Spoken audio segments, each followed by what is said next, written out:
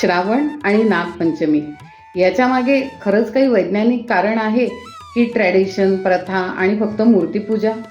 नागलोक आणि नागसंस्कृती पृथ्वीवरील प्रत्येक जीवाच्या आणि अगदी पृथ्वीच्याही स्पिरिच्युअल अवेकनिंगच्या जर्नीसाठी प्रचंड सपोर्ट करणारी कम्युनिटी किंवा संस्कृती.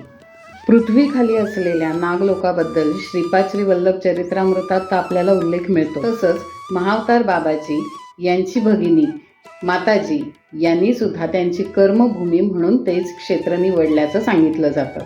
नागपंचमी एक असा स्पेशल दिवस ज्या दिवशी आकाश, पृथ्वी आणि पृथ्वीखालचा नागलोक यांच्यामधले पोर्टल्स, दरवाजे, गेटवेज उघडतात. त्यामुळे कुंडलिनी शक्ती अर्थात अशी शक्ती जी प्रत्येकाला सुपरह्युमन बनवू शकते, तिच्या जागृतीसाठी म्हणजे अवेकनिंगसाठी परफेक्ट वातावरण त्या दिवशी तयार झालेलं असतं. अनेक साप, नाग त्या दिवशी बिळातनं बाहेर येताना अनेकांनी पाहिलेही असतील. हे सगळं वेदातलं विज्ञान समजण्यासाठीचा माणसाचा इंटेलिजन्स जेव्हा कमी झाला तेव्हा हेच सगळं ज्ञान पुराणात आपल्याला गोष्टीच्या रूपात दिलं गेलं.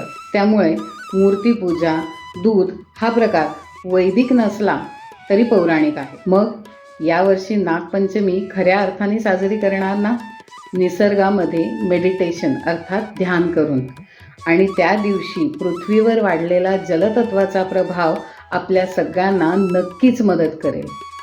आता वेळ आली आहे या सगळ्याकडे बघायची, आपली दृष्टी बदलायची आणि हे सगळं ज्ञान आपल्या मुलांना अगदी लहान वयातच द्यायची. एनरूटरमध्ये